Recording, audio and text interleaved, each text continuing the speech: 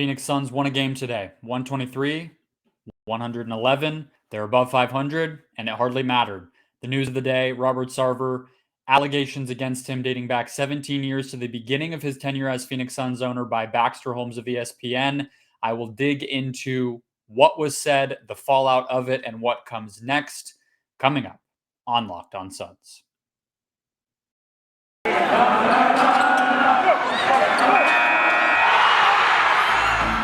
You are Locked On Suns, your daily Phoenix Suns podcast, part of the Locked On Podcast Network, your team every day.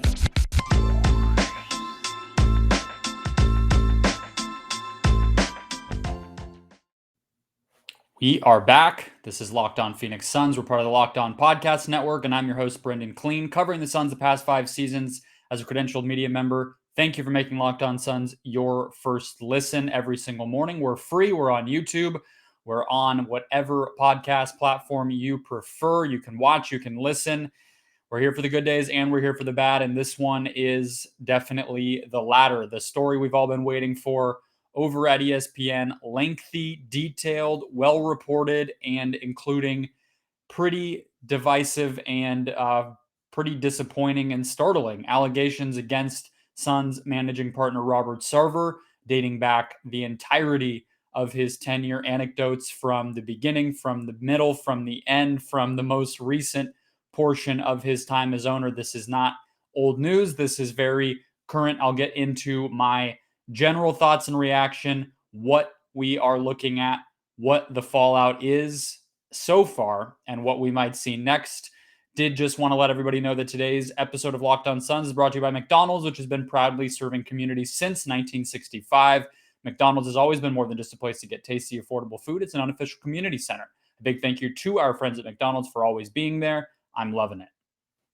Okay, 9 o'clock this morning, Suns time. The piece hinges on a leading anecdote from Earl Watson, whose voice is prominently featured throughout the story, starting with Robert Sarver's use of the N-word in private with Earl Watson, allegations that he used the word, that he frequently used the word, and that he did not back down from using the word. Robert Sarver denies this. This is the pattern of the piece. Stories, some off the record, most off the record, some on the record, and categorical denials by Robert Sarver outside of a few choice moments where he did not choose to refute what is in this story.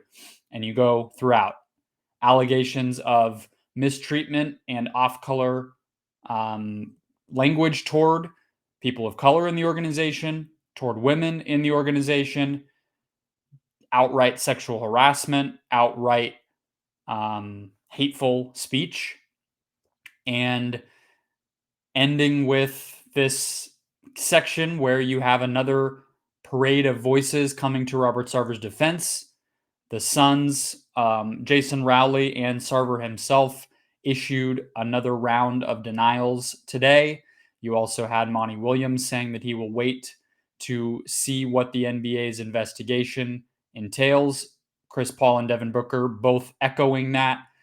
And the Suns have basically made Earl Watson and his credibility core to their argument against why this piece should be taken seriously. So that is where we are. As I said, there is an investigation, which Monty, Chris, and Devin all said that they will wait for the results of until they let us know more. Devin said that he did not expect any of this, that he's not seen things like this during his 7 years here. Monty Williams said that if he had known these things to be happening during his time here, he would not be sitting in the coach's seat. We'll get into all of that stuff as we go on here, but I want to keep the same tune that I've had with you guys the entire time that we've been waiting for this, which is, as I said from day one, the core of this story, the core of this moment in time as we look at the Suns organization in a new way, the core of it is the people, many of whom came at least on background and were able to share the stories of their complete misery in a lot of cases. You have people like Corliss Williamson and Earl Watson and a former staffer, those three folks on the record about their experiences. That is who is at the most detriment tonight. It's not Suns fans, it's not Robert Sarver, and it's not anyone else in this organization. I do feel for many of the people who work for the Suns because that's not something that they brought upon themselves, this PR nightmare. And it's also something that many of them may have been dealing with, and we just did not know or did not know the extent of it. But that is who is the victim here. That is who is at the core of this story.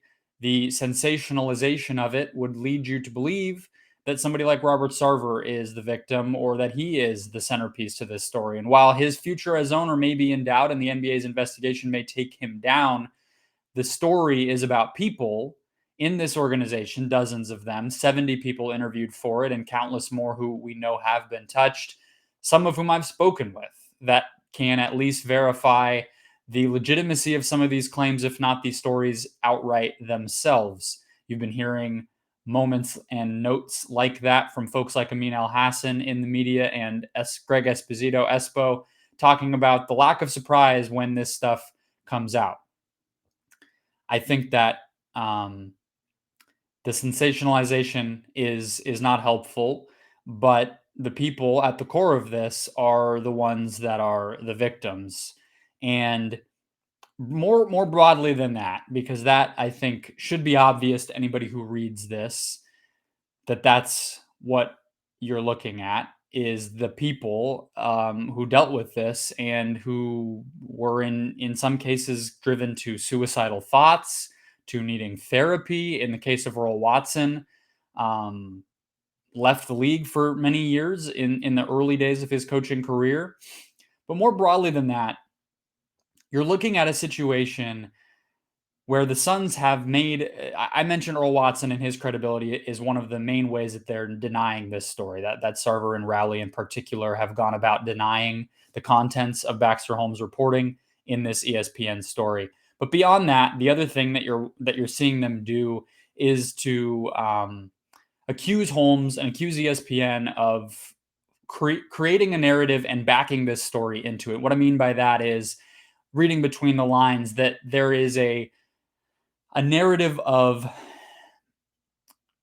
allegations like these, racism, misogyny, sexism, sexual harassment, that are going throughout sports. And the accusation pretty clearly by Sarver and Rowley and the Suns is that Holmes came to this reporting project with that in mind and attempted to retrofit the contents of the stories that he's telling within this report into that narrative. And whether that's true or not, I don't know why or how Baxter Holmes reported this piece, and we never will. That's not likely to ever be talked about. That's not how these things work. Regardless of it, though, the question we should be asking ourselves is not whether that is what Baxter Holmes did or whether it's part of why the reaction to Robert Sarver and the allegations in this story have been framed the way that they've been, why we feel the way that we might feel about this story. The question we should be asking instead is, why does that narrative already exist? Because whether the Suns like it or not, this story is part of that narrative. It's part of a complete revolution, a complete 180 in the way that we look at sports and sports leadership in this moment. It's been dating back to last year with folks like Bubba Wallace, with folks like, list the name. There are too many to count. Kelly Loeffler, the Atlanta Dream co-owner. There are numerous counts, and more recently, John Gruden, the National Women's Soccer League executives and team leadership, and of course, the Chicago Blackhawks and the scandal that is rippled throughout the NHL. Those are not one-offs. Those are not random, and it's not a false narrative. It is something that we all ought to be thinking about if we take the victims and the victimhood of these folks who talked with Baxter Holmes for this piece seriously, as I do and as you should. Then we should be thinking about why it is that these people have become the leaders of the teams that we invest so much time and energy into. The system and the ecosystem and the infrastructure that is our sports world here in America that has allowed these people to rule it and allow these people to continue to rule it and to go unchecked in their behavior in such a way that a thing like this could be painted as a narrative. It's only a narrative because it truly fits a pattern. These things are not one off. 70 people do not lie in unison to fit a narrative. These things are true. These things are part of a pattern across sports that we should be taking seriously and we should be looking at collectively. So that is where I am coming at this from. I understand the patience on the part of Monty Williams, of James Jones, of Chris Paul, of Devin Booker, of any of you listening who feel like we ought to give everybody the time to speak their piece and to have things go through the correct jurisprudence and due diligence and due process that we all are owed. But that doesn't stop us from being appalled and giving a critical eye toward what is being alleged. And the things that are being alleged are disgusting and in and of themselves merit a reconsideration of whether Robert Sarver is fit to own and run an NBA team. We'll get into the fallout so far and what comes next in just a second. First, though, another word from McDonald's. This episode of Locked On Suns brought to you by McDonald's, proudly serving communities since 1965. McDonald's has always been more than just a place to get tasty, affordable food. It's a place where friends and family can come to reconnect, a place where classmates can meet up for a study group knowing they'll have dependable Wi-Fi and endless supplies of French fries and McFlurries. Win or lose, it's a place as well where teammates, competitors, the home team, or the away team can come to recharge. And it's a place where you always look forward to stopping on a long road trip to rest your legs and refuel.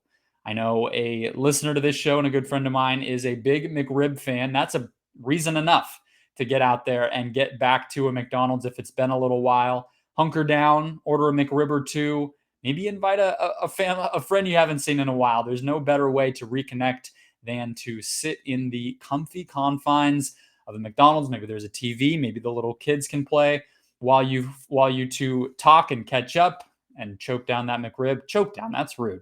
I meant to say that in a good way. Gulp down, enjoy, swallow lovingly a McRib. Head to your local McDonald's now and refuel and reconnect. McDonald's, I'm loving it. Today's show is also brought to you by Calm. Do you want to know what makes LeBron James King James? Well, it's sleep. That's right. Sleep is his superpower. Calm, the #1 app for sleep and meditation, has teamed up with LeBron James to help you activate the power of sleep.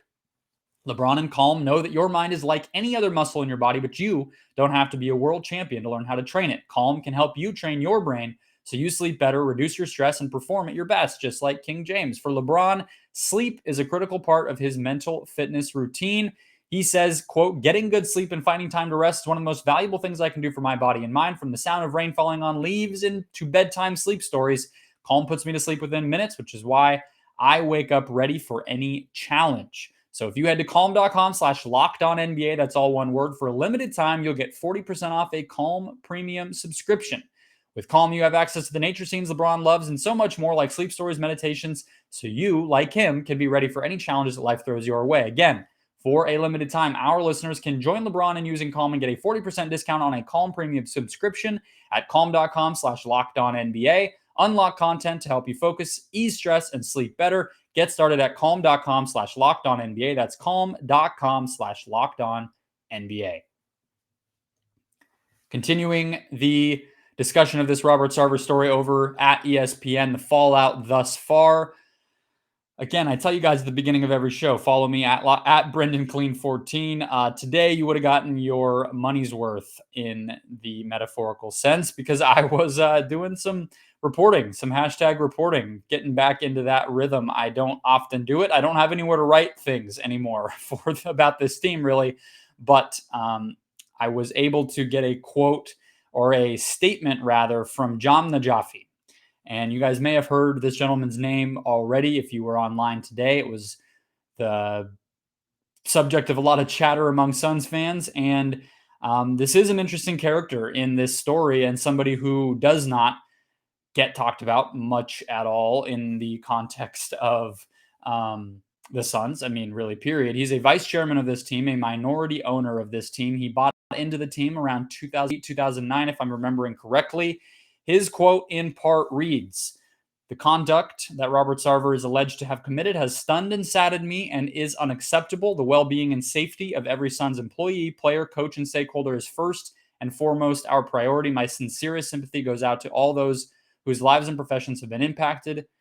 He goes on to say, "It is our jobs as stewards to ensure everyone is treated respectfully and equally. Although today's revelations fall under the jurisdiction of the league, which decides and takes any action based on its findings, I offer my support to ensure there is full accountability." Again, this is something that the league has already announced there will be an investigation into. That was not announced when Mr. Najafi sent me that statement. That statement is also can be found at the Arizona Republic by Dwayne Rankin and at the USA Today. I also was able to get a statement from Dial Capital, another company that this summer bought a stake in the Suns, which valued the team at over $1.5 billion, which is almost 4 times what Robert Sarver bought into it back in 2004. The quote from Dial reads, "Home Court Partners," which is the subsidiary of Dial that is in the sports team investing market, invested in Suns Legacy Holdings LLC this summer. We have been in touch with the NBA since the rumors of this report first surfaced. We find the accusations extremely concerning and take them very seriously. We continue to be in close contact with the NBA and strongly support the launch of a comprehensive investigation into this matter. Both of those are probably the most powerful secondary owners of this team.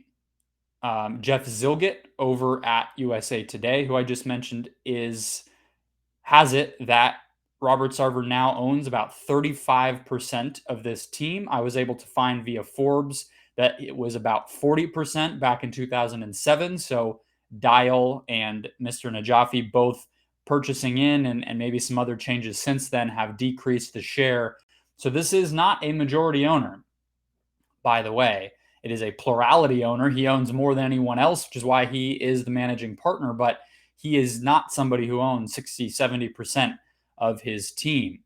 So that is where we are. As I mentioned in the story as well, we had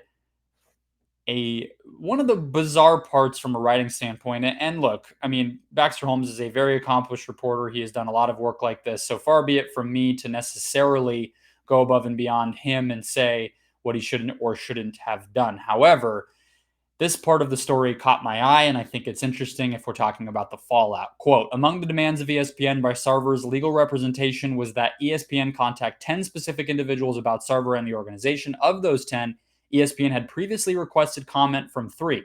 Of the remaining 7, 5 responded and gave accounts of Sarver using words like demanding, hard driving, and relentless. They each said that in their own personal experiences, they had not witnessed or heard of racist and misogynistic conduct by Sarver."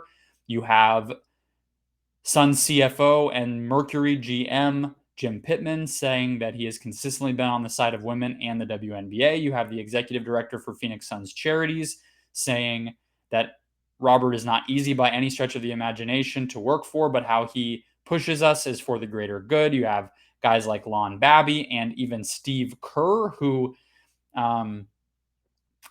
surprised me to see here, to say the least, as somebody who has spoken out about other things socially to be supportive of Sarver here. His quote was very similar to James Jones in that he says, "I was very surprised to hear these allegations because that's not the person that I know." So not denying them, but going on the record to say that that does not match up to the character.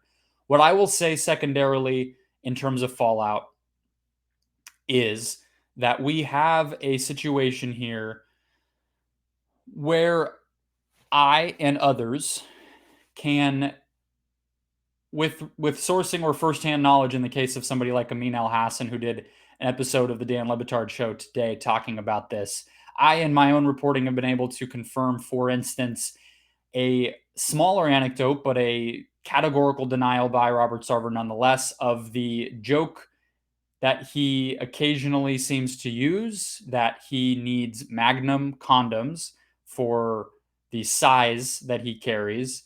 And that is something that a woman in the report indicated was obviously uncomfortable for them and over the line.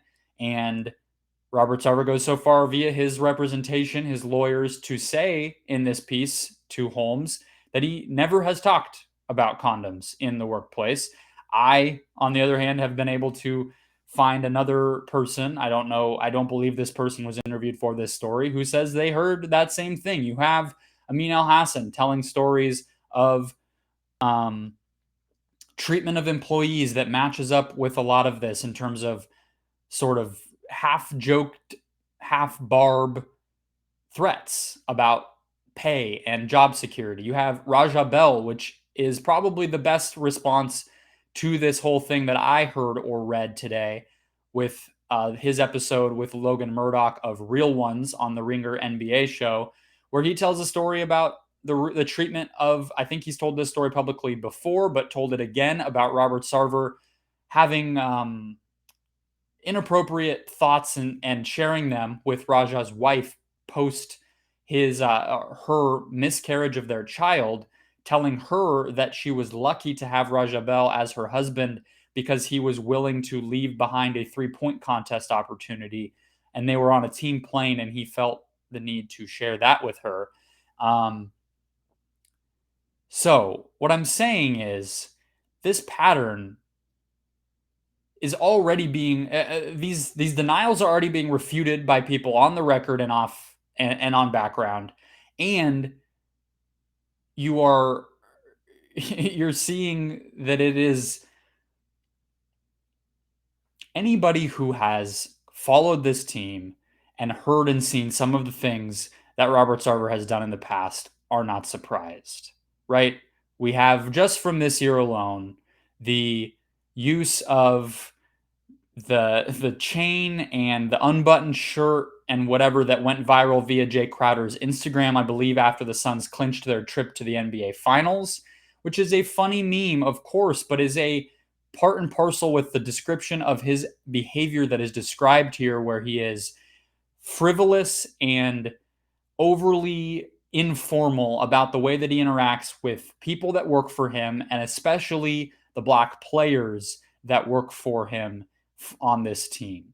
You also have a viral clip that went around online of Robert Sarver speaking at a friend's funeral in a very, very sexually explicit and very, old boys club locker room talk type of way. What I'll close with on top of all of that is to say that Tim McMahon, ESPN has brought a crew out, multiple editors, cameras, as well as Tim McMahon and Brian Windhorst. I don't know how long they'll be here. The Suns have one more home game on Saturday before going on a road trip, so probably through the weekend would be my guess. But Tim McMahon was able to ask Devin Booker a quick question based upon Robert Sarver's denial and the calling into question that he did of Earl Watson's credibility.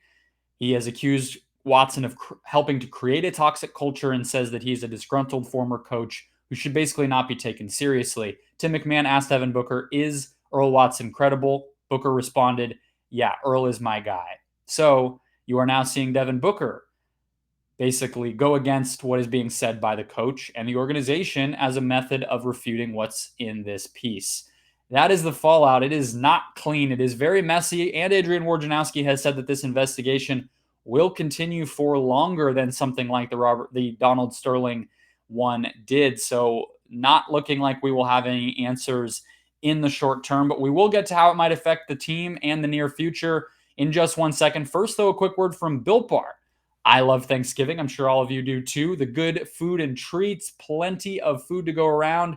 Maybe you want a yummy dessert, but you don't want to have the ton of calories and sugar that usually come along. Well, that means it's the perfect time for Built Bars. Built Bar is the new holiday dessert.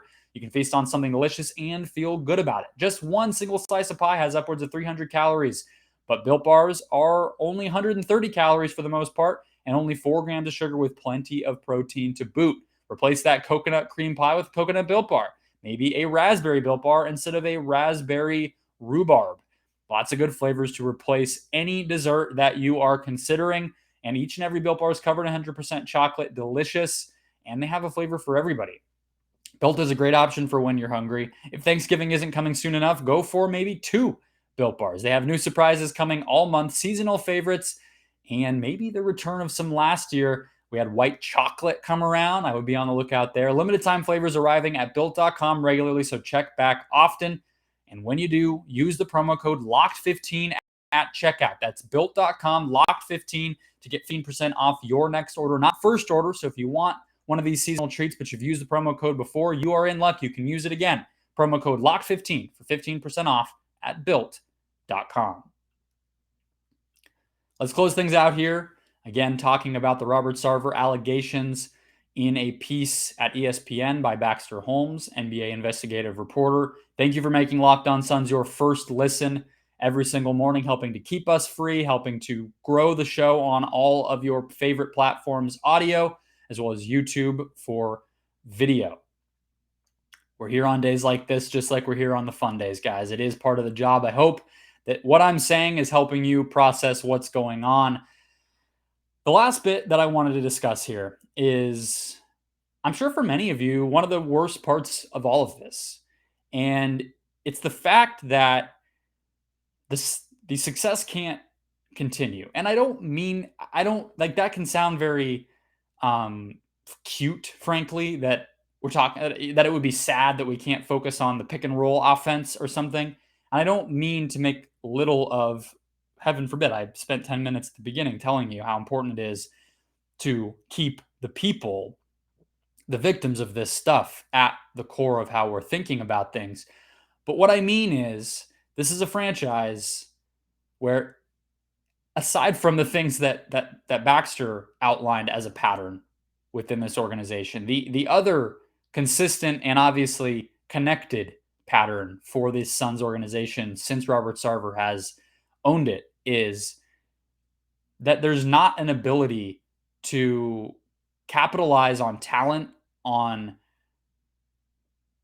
cohesion, on any of this stuff, because in some part, and in not a small part, because of the chaos behind the scenes. And that was another thing that Raja Bell talked about, was that, if anything, what he regrets or looks back upon disappointedly about the time that he spent in Phoenix, it's not that Robert Sarver told him to his face that he wasn't going to give him a contract extension, even though he knew Raja deserved one, or the story with the mother of his wife and the miscarriage that she had. It's that they didn't get to reach their highest heights because of the distractions behind the scenes. And obviously, Robert Horry and everything else, there's all sorts of explanations that go beyond this for what happened. And maybe you buy that more than you believe in the distraction element. Maybe you think that this Suns team can get it done. There were hella distractions going on. If this story has truly been, in the works for a long time, their finals run happened as this was playing out. And potentially as these players and coaches and staff members knew that this was on the back burner. So I'm not saying that this is solidifying the fact that this team is going to just die out because of these allegations. Robert Sarver has actually not been present since the initial tweet from Jordan Schultz that brought all of this to light. So he is hopefully and seemingly keeping his distance. I say hopefully, not because I am giving an opinion about how the team might fare, but because I think for everybody's sake, there's probably current workers who who gave interviews for this piece and may do so in an NBA investigation. And I would hate for intimidation or any of these things to become part of the equation. So the distraction element may not be there. It may be there. I don't know. But the point is, this is evidence that this franchise is not going to be able to get out from underneath of the allegations, of the culture, of the perception and the reputation of itself, as long as Robert Sarver remains in place. That's going to be true whether he decides to sell the team, whether the NBA votes with a 3/4 majority to oust him from his post, whether he gets a suspension from the league. What we knew to be sort of old man privilege or cheapness, or some of these other ways we described Robert Sarver pre today, That has been clarified to us with this piece, and I think that to me is how I feel like it will affect this team. We've heard stories about players who did not want to come here. One of them is two of them are in this piece between LaMarcus Aldridge and Eric Bledsoe. People that either did not want to come or did not want to stay here for reasons related to Robert Sarver and the culture here. That's not going away. It can't. It can't go away. So I understand the instinct to look at this story, especially based on the way that Jordan Schultz tweeted about it, and think, is this enough to get Robert Sarver gone, done and gone? I don't know. Doesn't seem like it's going to happen soon. He is digging in his heels. Woj is telling us this investigation will take a little bit of time and maybe look more like what happened with the Dallas Mavericks and their sexual harassment allegations, which were brought to light by Jessica Luther in Sports Illustrated, more so than the Donald Sterling situation. So we might be in for this for quite a long time. But the point is, it's not going away, even if there is a resolution here, unless somebody else is running this team. I don't personally see a way that it cannot. Maybe this particular group has enough of a culture. Maybe Chris Paul is enough of a leader and they can get back to the bunker mentality that they had in the bubble, in the playoffs, where they've really been able to rise above chaos and noise and everything else and win and be great and be together. Maybe that happens. Maybe there's enough of a silo between the basketball operations and the business operations. Maybe they're just really good at turning off their phones when things get crazy.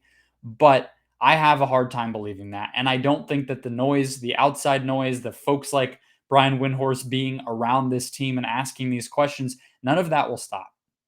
And I don't know what you do next. I don't know what comes next. It sounds like the NBA, it sounds like everybody involved is waiting for this NBA investigation, but we also know it's not going to, it's going to be a while.